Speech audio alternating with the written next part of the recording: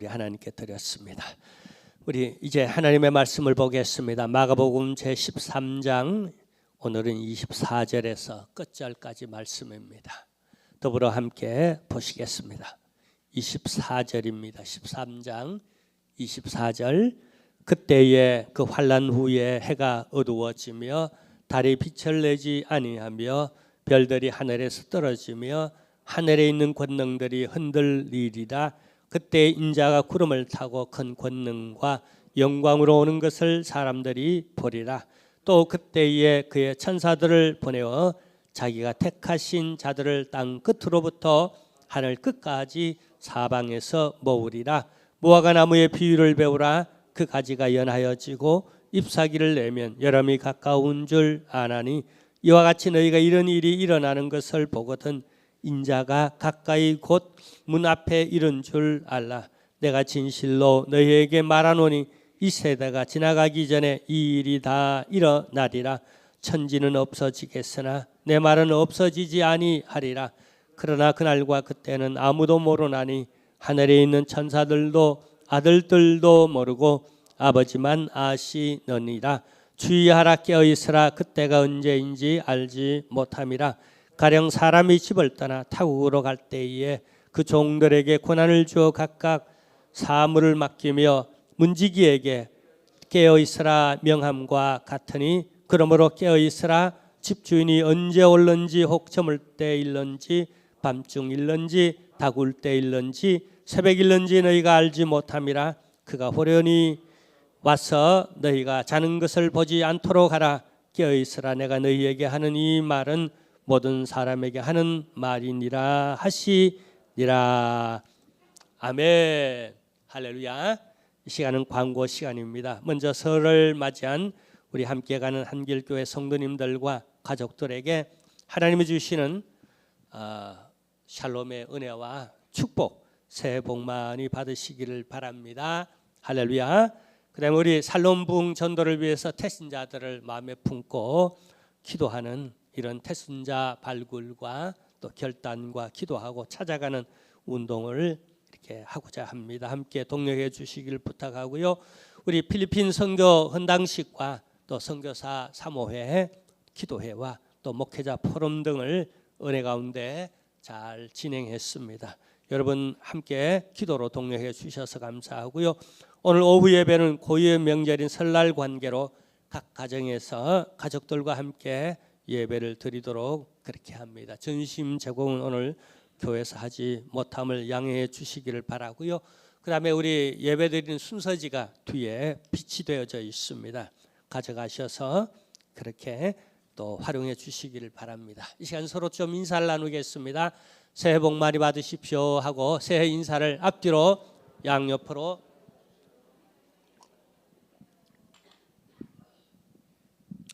네. 일전에 국제적인 방송인 내셔널 지오그래픽에서 지구 대재앙의 날을 대비하여 준비하는 사람들의 모습을 여러 차례 방영한 적이 있습니다. 지금 전 세계적으로 지구의 대재앙을 준비하여 그것을 실행에 옮기는, 그러니까 준비하는 사람들의 수가 상당히 많습니다. 그 가운데는 비록 기독교인은 아니지만 지구의 종말을 믿고 그리고 그것을 대비하는, 그래서 지하태 피소를 준비하고 그 다음에 비상식량을 준비하고 그 다음에 전등 등 여러 가지 많은 물품들이 있더라고요. 그 물품 배낭을 준비하여 이렇게 미리 준비하는 이런 모습을 보았습니다.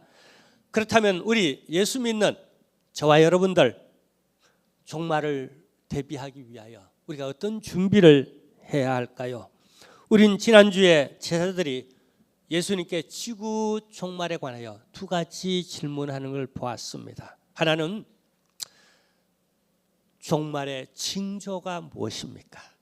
우리가 종말이라는 걸 어떻게 우리가 알 수 있겠습니까? 라고 물었던 질문입니다. 그리고 또 하나는 그때가 정확히 어느 때입니까? 라고 질문합니다. 그래서 오늘 예수님의 대답은 이렇습니다. 지난주에 이어서 계속 종말의 징조와 그리고 그 때에 대해서 더 자세히 심화적으로 그렇게 제자들을 가르치고 있습니다. 그래서 오늘 본문은 먼저 그때라는 말을 반복하고 있습니다. 오늘 본문에서 무려 24절, 26절, 27절 그리고 33절 무려 4번씩이나 그때라고 말을 합니다. 우리는 때를 살아가는 사람입니다. 흔히 이런 말이 있죠. 철없다. 예전에는 그런 말을 좀 많이 들었는데 요즘은 그런 말도 함부로 아이들에게, 자녀들에게 그랬다가는 도리어 그냥 되치기 들어오는 게 많아서 말하지 않는지 모르겠지만 예전에는 철없다는 얘기를 많이 들었습니다. 이 철없다는 말이 무슨 말입니까?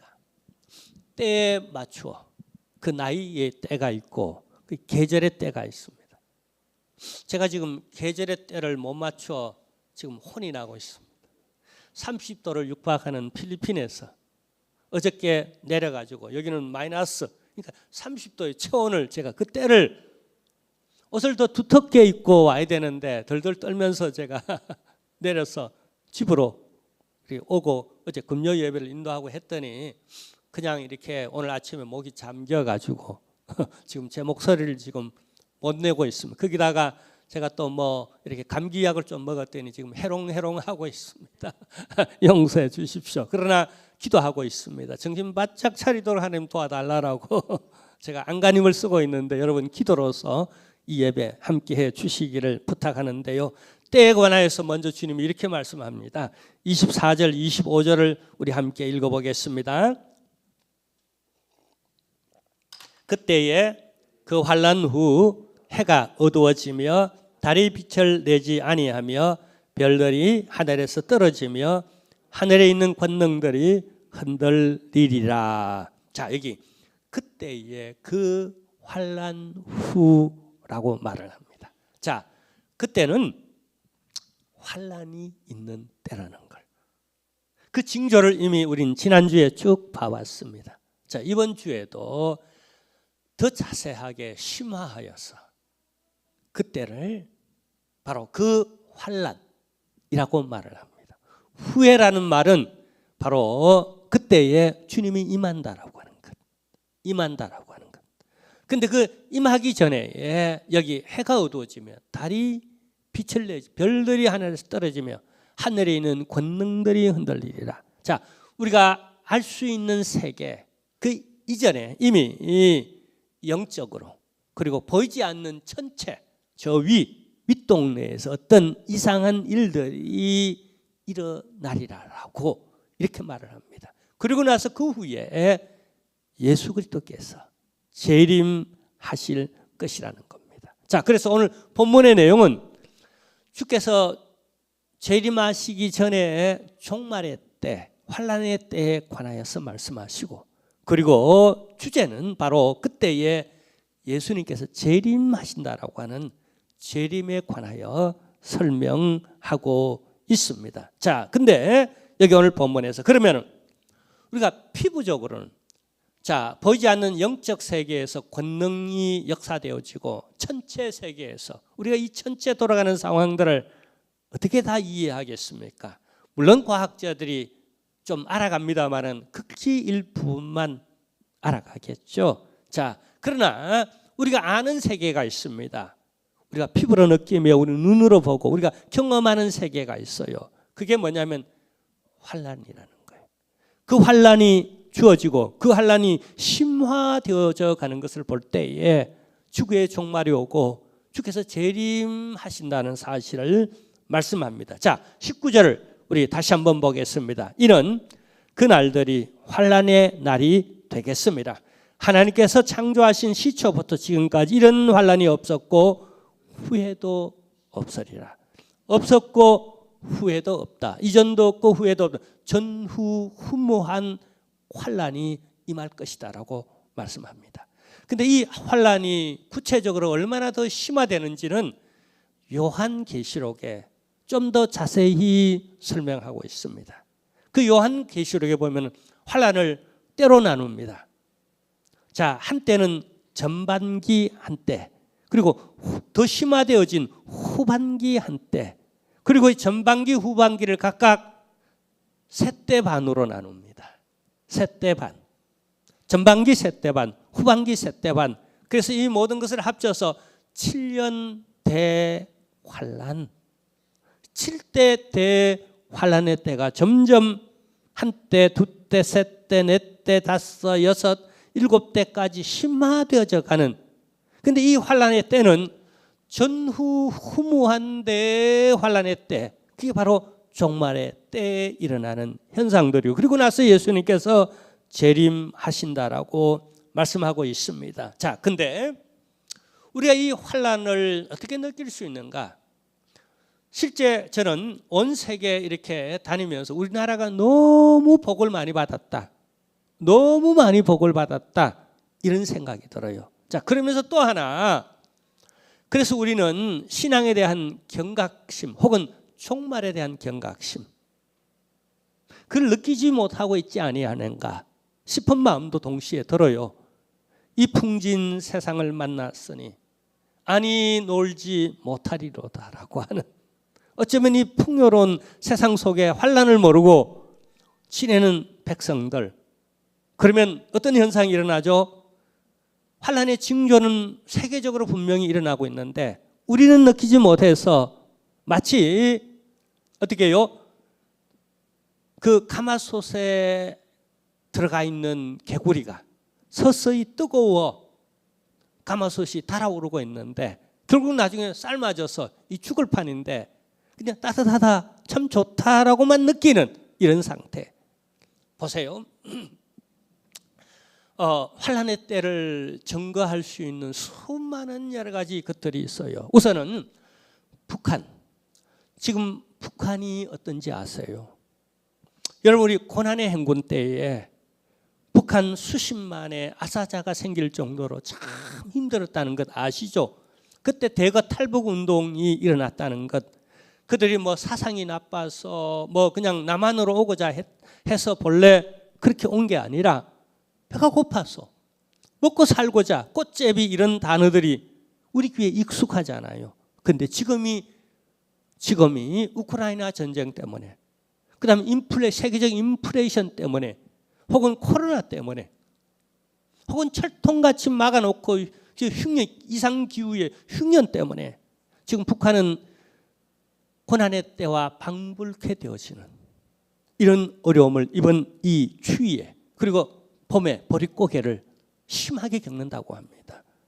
그래서 북한 지하교회 성도들이 느끼는 그 고통은 들어보니까 유사 이래, 단군 이래 지금이 가장 어렵습니다라는 이런 고백을 하고 있습니다. 바로 불과 지척지간에 여기서 개성까지 한 2시간이면 팍 올라가잖아요. 빨리 달리면 뭐 2시간 걸릴 것도 없지 않습니까? 근데 지금 바로 지척지간에 있는 이 한반도의 우리 동포들이 겪는 환란은 정말 이들은 눈 빠지게 종말의 징조로 오거나, 주님 어서 오시옵소서, 주님이 오셔야 되겠어, 이 문제를 해결하겠구나라고 종말론적 재림신앙을 가지고 있어요.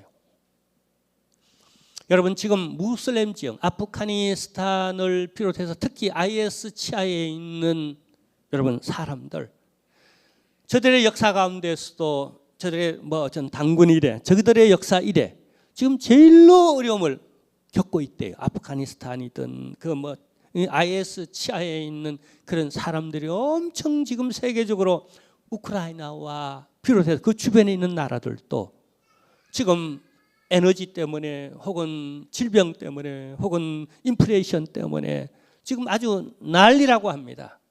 미국이 괜찮은 듯 해도요, 기상 측정 이래에 이번 겨울과 같이 눈 폭풍이 매섭게 일어나서 이렇게 어려움, 코로나를 심하게 겪었고, 그래서 수십만의 여러분 코로나를 통해 희생자가 생겼고, 그다음에 이 눈폭풍 때문에 그렇게 또 힘들다고 해요.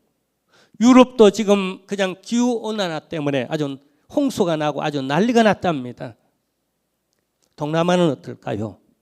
역시 기후 이상 때문에. 이번에 어느 지역의 현지 목회자 포럼 때문에 어느 지방으로 필리핀에서 내려갔는데, 근데 평소 같으면 이 맹고가 달려야 되는데 지금 맹고가 하나도 안 달렸어요. 그래서 제가 잠시 쉬는 시간에 아니 왜 이 맹고나무 밑에 내가 서 있는데 지금 왜 이 맹고나무가 이 큰데 주렁주렁 달려야 할 시기인데 왜 맹고가 하나도 안 달렸냐고 물어봤더니 이상기후 때문에 꽃이 다 져버렸대요. 꽃이 피다 말고 다 져버렸대요. 그러니까 열매를 못 맺는 거예요. 하나도 없는 거예요. 그 큰 나무에, 그 여러 나무에 맹고를 찾을 수가 없는 거예요.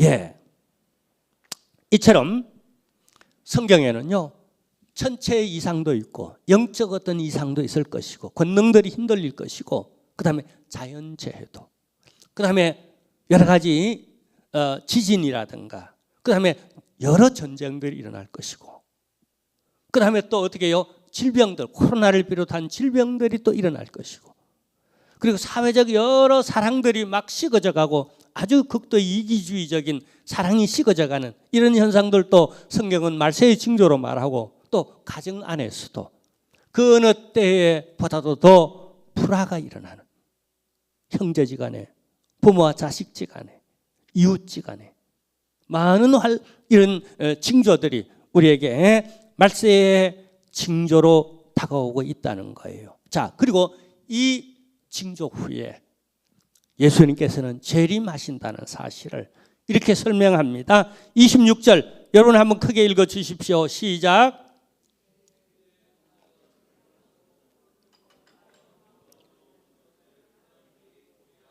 아멘. 자, 그때에 이런 징조들이 일어나는, 점점 짙어가는 바로 그때에 인자는 보이는 예수 그리스도를 말합니다.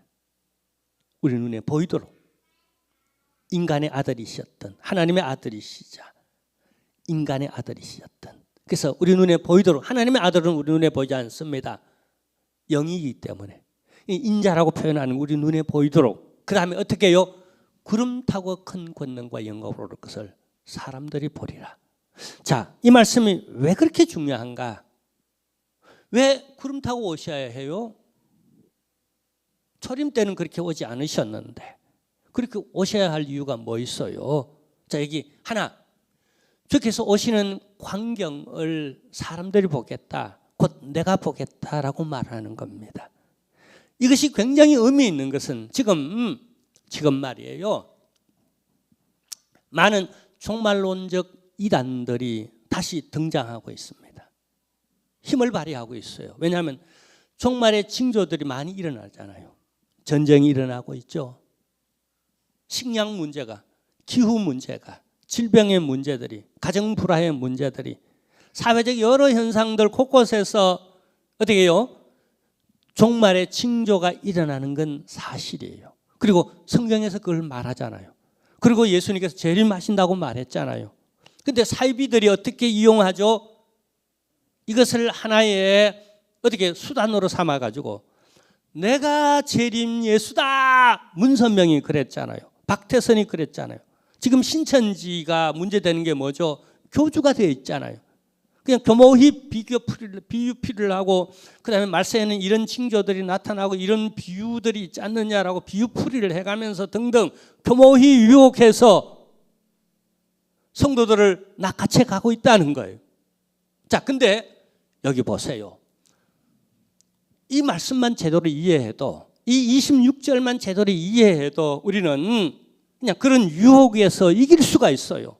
우리 정신 차려야 됩니다. 아멘. 자, 보세요. 예수님이 어떻게 온다고요?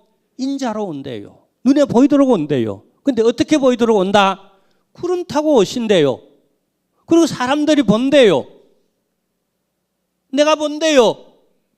그래서 나는 문선명이가 내가 재림 예수다라고 말할 때 나는 끄떡도 안 했어요. 왜요? 내 눈으로 구름 타고 오는 걸 보지 못했어요. 지금 신천지의 이만희 씨가, 그 사람이 말이에요, 그 녀석이 뭐 혹은 그 새끼라고 말해도 그러고 싶어요, 속으로는.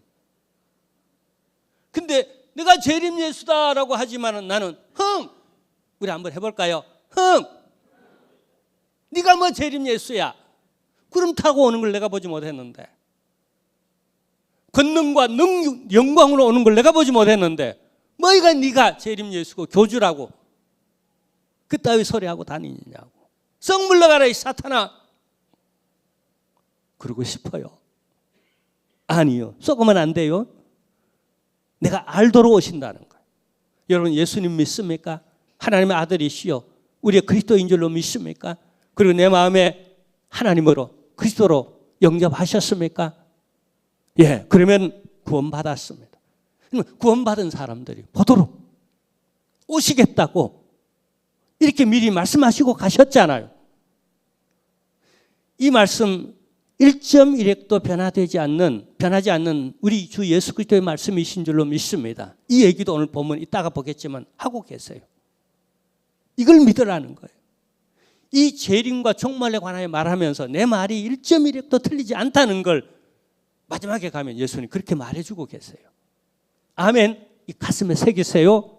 내가 모르는 예수, 구름 타고 오지 않은 교주, 그거 다 거짓말이요, 사이비요, 아주 못된 사단의 유혹이라는 사실. 그리고 우리의 이 종말론, 우리가 가져야 할 건강한 종말론, 우리가 가져야 할 신앙적, 성경적 바른 재림관을 흐트러 놓는 이게 바이러스예요.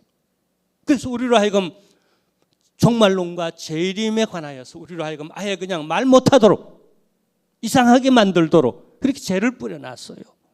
자, 여러분, 예수님께서 구름 타고 오신다는 사실은 진작에 많이 예언해놨어요.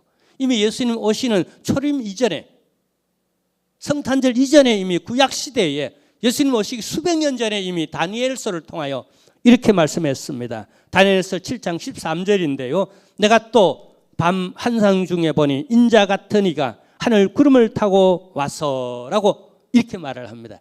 인자 같은 이가, 인자라는 말이에요. 자, 구약 시절에 벌써 이렇게 구름 타고 온다라는 말을 이렇게 말씀하고 있고요. 자, 또 시편에는 다윗을 통하여 시편 104편 3절에 보면 이렇게 말합니다. 물에 자기 누각의 들보를 얹으시며 구름으로 자기 수레를 삼으시고 바람 날개로 다니시며, 구름으로 자기 수레를 삼으시고 오시는 하나님의 역사를 이렇게 설명하고 예언하고 이미 이렇게 있어요. 자, 그러니까 여러분, 초림 예수는 인간으로 오시기 위해 어떻게 다윗의 자손으로 저 마구간 마리아를 통해 오셨습니다.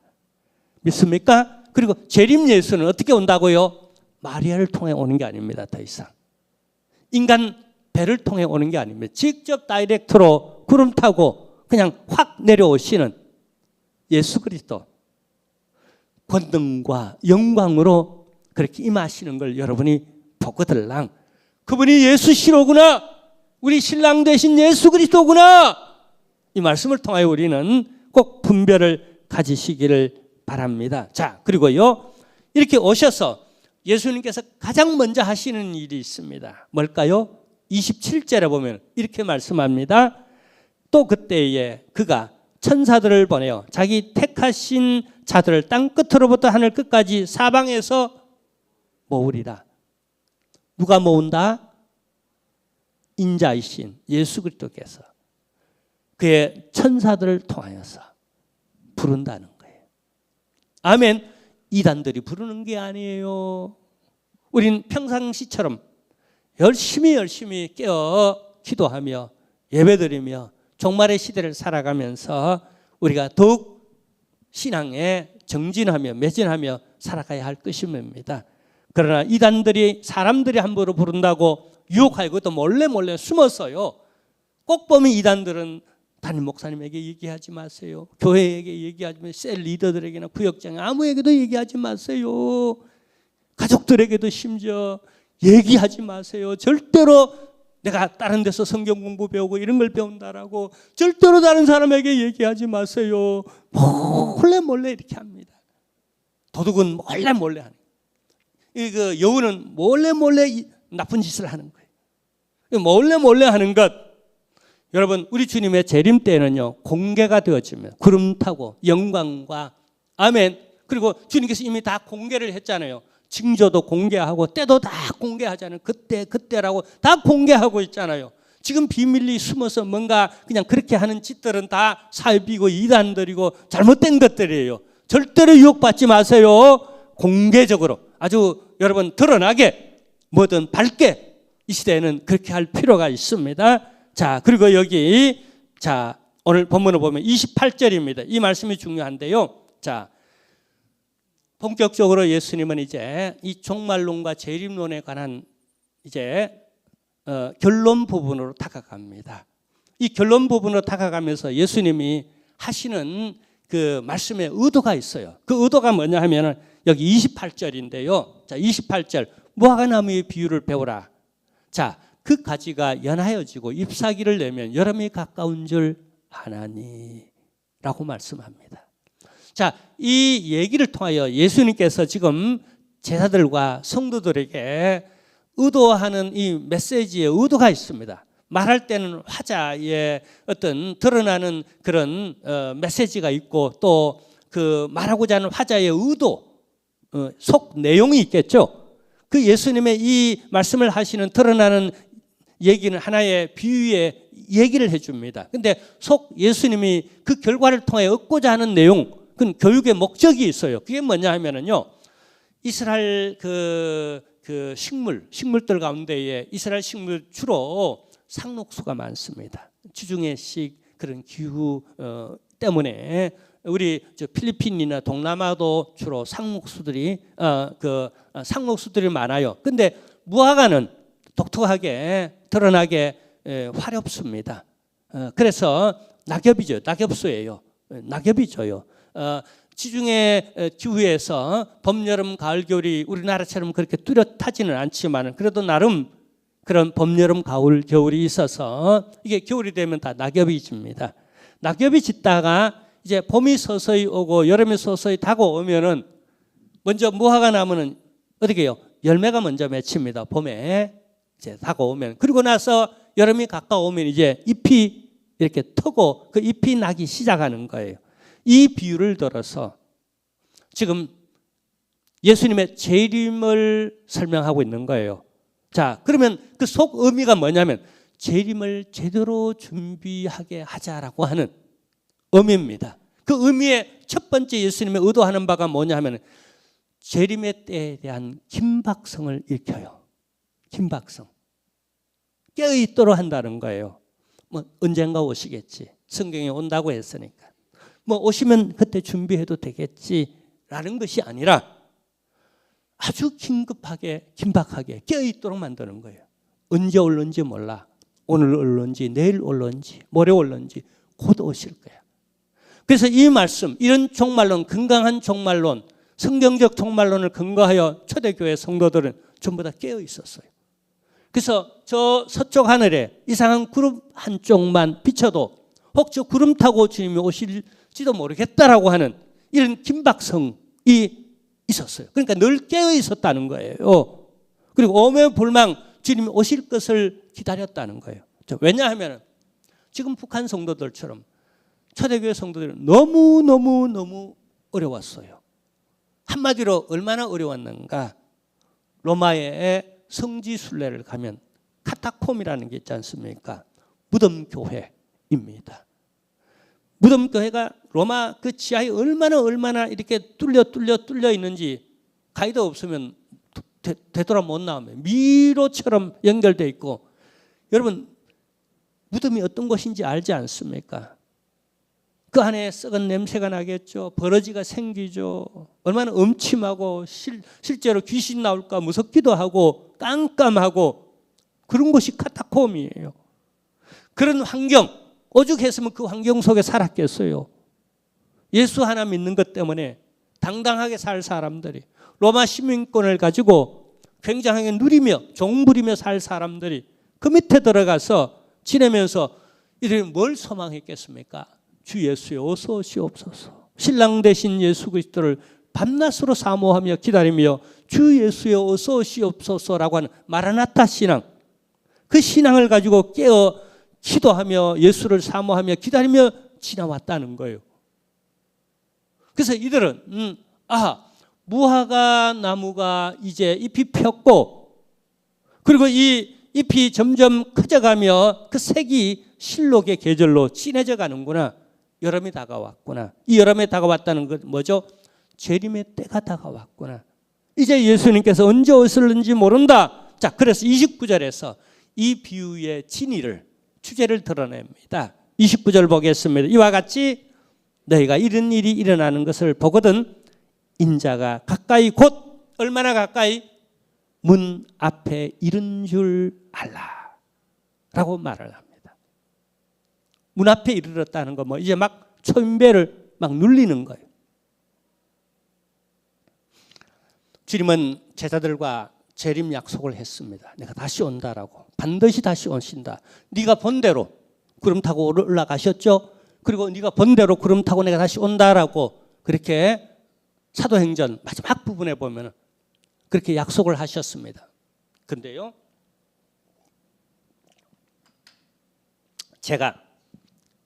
예전에는 제가 막 막무가내식으로 막 신방했잖아요.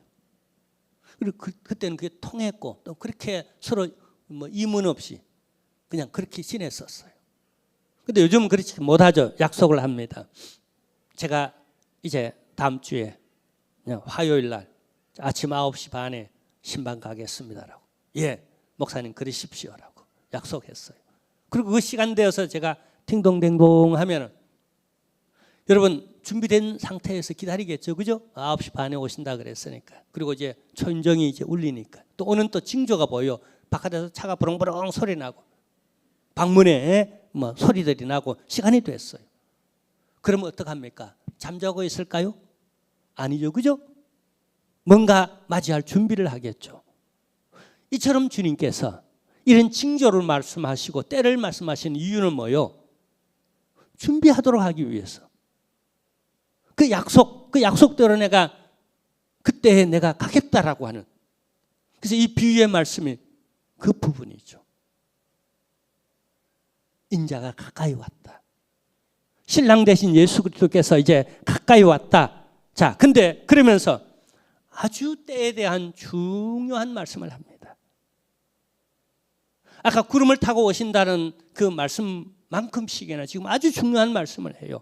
자, 그게 몇 절이냐면 32절인데 우리 함께 보도록 하겠습니다. 그러나 그날과 그때는 아무도 모르나니 하늘에 있는 천사들도 아들도 모르고 아버지만 아시느니라. 자, 이쪽으로 보세요. 이게 굉장히 중요합니다. 심지어 누구도 모른다고요. 그날과 그 시는 아들도 모른대요. 근데 감히 시한부 종말론자들은 내가 안다! 내가 안단 말이야! 나를 믿어! 내게 와! 내가 알아! 이렇게 말하는 사람들이 있어요. 근데 예수님은 나도 모른다라고 이렇게 말합니다. 왜 예수님은 나도 모른다라고 그날과 그 시는 이렇게 말할까요? 두 가지 의미가 있을 겁니다. 하나는 예수님의 겸손하심입니다. 하나님께 맡겨놓고 하나님의 뜻대로 하나님이 하실 일을 하나님 뜻대로 하십시오라고. 다만 나는 준비해 있겠습니다. 하나님이 가라면 지금도 가고 내일 가라면 내일 가고 모레 가라면 모레도 가겠습니다. 내가 재림할 때에 그건 아버지 주권에 맡기겠습니다. 하나님 알아서 하십시오. 예수님의 겸손함, 아버지 하나님 관한 주재권을 인정하는. 난 모른다. 왜 전지전능하신 분이 모르겠습니까? 능력이 없어서 모르겠습니까? 이건 예수님의 겸손함을 드러내고 주재권을 맡겨드리는 아들로서의 겸양이 아니겠습니까? 이처럼 우리가 여러분 주님이 모르게 하고 주님이 모른다고 말하고 너희들가 몰라도 된다 그러면 모르는 게 좋습니다. 꼭 알아야만 좋은 게 아닙니다. 다 그렇죠? 우리가 유치부 아이들 다 알아서 좋을 게 뭐가 있겠습니까? 우리 부모들 우리 자녀들이 다 알아서 좋을 게 뭐가 있겠습니까? 내 속마음 내 남편이 알아서 좋을 게 뭐가 있겠습니까? 솔직히 우리 남편들의 마음 아내가 다 알아서 좋을 게 뭐가 있겠습니까? 다만 알 건 알고 모를 건 몰랐으면 좋지 않겠습니까? 적어도 그날과 그 시 우리가 알면 좋겠다라고 생각하는 사람들이 많습니다. 그래서 알려고 노력도 많이 합니다. 그러나 실제로는 모르는 게 더 유익하기에 아마 모르게 했을 겁니다. 그리고 실제로 유대인들 결혼식은 우리 동양적 결혼식과 조금 다른 부분, 특히 우리 한국적 결혼식과 조금 다른 게 있는데, 요즘 우리 한국에서는 무슨 결혼식이 그냥 잠깐 그냥 이벤트 하는 걸로 콩 구워 먹듯이 다 끝나버리는, 필리핀만 가도요 일주일씩 합니다. 3일씩 최소 하루 종일 하거나 아니면 이틀 3일, 좀 뭐 괜찮으면 일주일씩 하고요. 유대인이 결혼식이 그렇습니다. 그리고 한밤중에 합니다. 그 한밤중에 하는데 잔치를 하고 뭐 하는데 페스티벌을 하고 하는데 신랑이 언제 올지 몰라요. 심지어는 보름 후에 오기도 하고 그렇습니다. 그 시간대도 여러분 가능하면 취약한 시간에 와요. 밤 12시든 여기 오늘 성경에도 나오는데 닭 울 때 럴런지, 닭 울 때가 몇 시죠? 가장 취약할 때죠. 그죠? 기다리다 그때는 닭 울 때쯤 해서 막 졸리고 한데 그때 또 오는 거예요. 실제로 유대인 결혼식은 그렇습니다. 왜 그렇게 하는가? 가만히 생각해 보니까 아내 되는 사람의 그 사모하는 그 열정, 앞으로 이스라엘 사회는 남성 중심이고 물론 많이 고쳐졌습니다 지금. 그리고 아내는 주로 집사람이고 남편은 바깥에서 활동하는, 지금도 정통 유대인들은 그렇게 해요. 정통 유대인들은. 그러니까 기다리는 사람, 그게 아내예요. 그 아내의 도, 그리고 남편을 기다리는 사모하는 열정, 이걸 극대화해서 그때에 됐다 싶을 때에 남편이 가는 거예요. 사모하고 기다리고 눈 빠지도록 남편을 기다리는 그때쯤에서 신랑이 이렇게 오는 그런 관례가 있어요. 관습, 지금도 그랬어요. 정통 유대인의 결혼식은 지금도 그렇습니다. 그러니까 예수님이 어느 시점 어느 시간에 올는지 모르게 하신, 야 내가 맨날 몇 시에 그렇게 신방할게, 이렇게 오지 않는다는 거예요. 우리 다 그러면 좋겠지만은 그렇게 오는 게 아니라 불쑥 온다는 거예요. 항상 깨어 준비되어져 있는 상태를 요구하고 있다는 거예요. 그 다음에 또 하나, 그날과 그 시를 모른다라고 한 그 의미는, 우리 주님이 진작부터 시한부 종말론을 차단하고자 이렇게 했던 게 아닌가라고 싶을 정도로, 여러분 전쟁이 터지고 유행병이 창궐하고 여러 가지 환란과 여러 가지 어려움들이 있을 때마다 이 사이비 시한부 종말론이 일어납니다. 지금이 그때예요. 우리가 지금 바로 그것을 경계해야 할 때예요. 그래서 우리 지난주에 잠깐 언급했지만 우리 기독신문에도 지금 이 코로나와 전쟁과 그리고 질병과 여러 가지 환란 이런 것들 때문에 사이비 이단들이 우후죽순처럼 지금 일어나고 있다라고 그렇게 말하고 있어요. 자, 근데 이제 시간 관계상 우리가 봐야 할 것은요, 이 전체의 주제가 있습니다. 이 전체의 주제가 뭐냐 하면은요, 여기 34절에서 36절인데 우리 함께 보도록 하겠습니다. 가령 사람이 집을 떠나 타국으로 갈 때에 그 종들의 권한을 주어 각각 사물을 맡기며 문지기에게 어떻게 해요? 깨어있으라 명령함과 같으니, 그러므로 깨어있으라, 집주인이 언제 올는지 혹 저물 때 일는지 밤중 일는지 어떻게 해요? 닭 울 때 일는지 새벽 일는지 너희가 알지 못하노라. 그가 후련히 와서 너희가 자는 것을 보지 않도록 하라.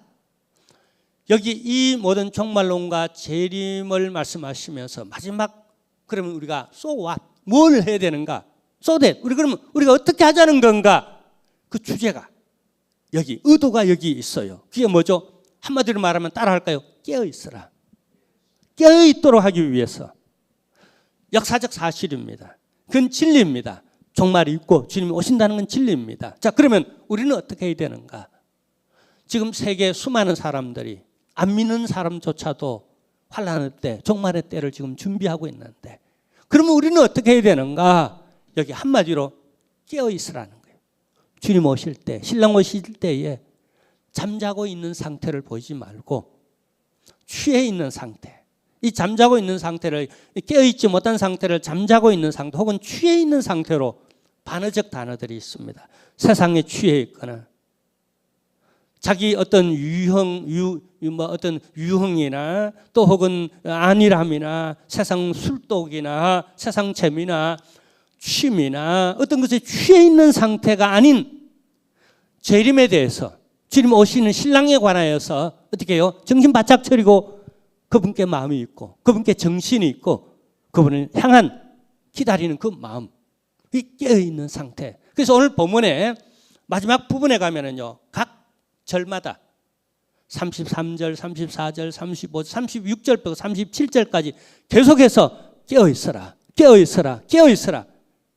종말론과 재림론의 가장 마지막 결론 부분은 깨어있어라, 깨어있어라, 깨어있어라고 말합니다. 그리고 그 중간에 이런 말씀이 있어요. 이런 말씀.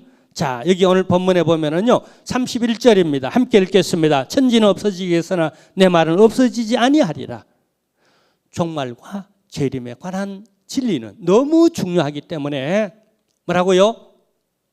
예, 내 말은 없어지지 아니하고 그대로 이어진다는 걸 30절, 31절에 얘기하는 겁니다. 자, 오늘 분명히 배웠습니다. 우리 눈으로 확인했습니다. 직접적으로 제 말이 아닌 저는 성경을, 특히 종말론, 재림론은 성경을 근거하여서 우리가 해석할 필요가 있는데, 성경을 여러분 스스로 눈으로 익혔고 또 귀로 들었고 보았습니다. 이제 여기 1.1억도 이대로 다 됩니다. 아멘. 천지는 없어지겠지만 이 종말론에 관하여, 이 재림론에 관하여 이대로 꼭 됩니다. 주제는 뭐라고요? 깨어있자는 거예요. 우리 정신 차리십시다. 기도하겠습니다. 주님, 오실 날 언제일는지 모르지만 반드시 오실 줄로 믿습니다. 문 앞에 다가왔음을 여러 징조로 우리에게 드러내고 계시는데, 우리가 깨어있도록 기름등 준비하여 슬기로운 다섯 처녀처럼 불 밝히고 예수 그리스도를 맞이할 수 있는 저희들 되도록 도와주옵소서. 예수님의 이름으로 기도하옵나이다. 아멘. 할렐루야. 우리 다 같이 일어나셔서 파송의 노래를 부르고 축도의 예배를 폐해야 합니다.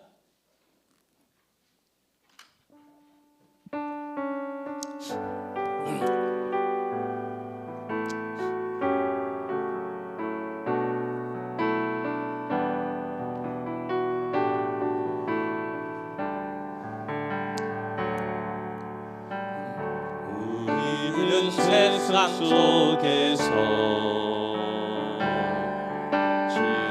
부름받은 성도입니다. 어두운 세상 중에 빛으로 부르셨네. 우리는 주님의 성도입니다.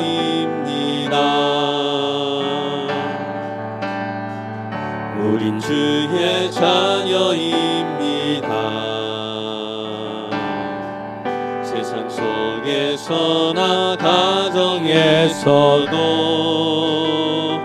우리는 변함없이 주의 자녀입니다. 우리는 주님의 자녀입니다.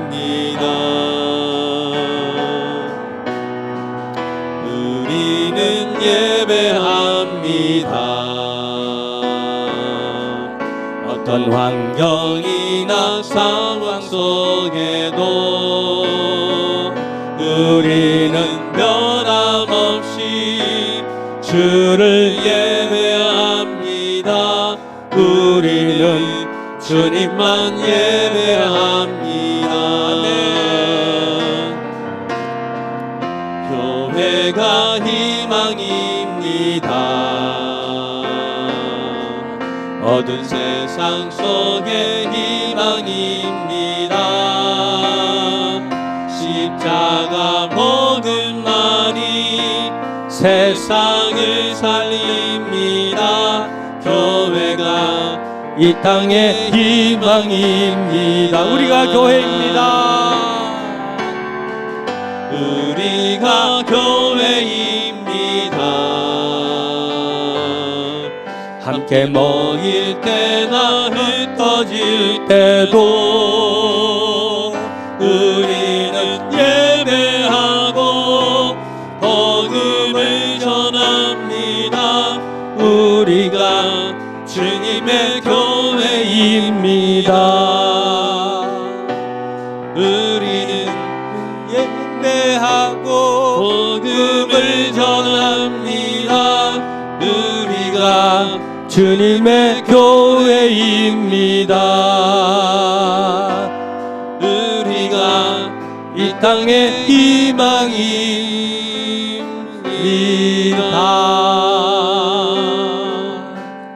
지금은 우리 주 예수 그리스도의 은혜와 하나님 우리 아버지의 크신 사랑하심과 성령님의 모든 위로 교통 역사가 종말을 준비하며 재림의 때를 등불 들고 기다리는 사랑하는 모든 성도들 머리 위에 이제로부터 영원토록 함께 있을지어다. 아멘. 할렐루야. 아멘.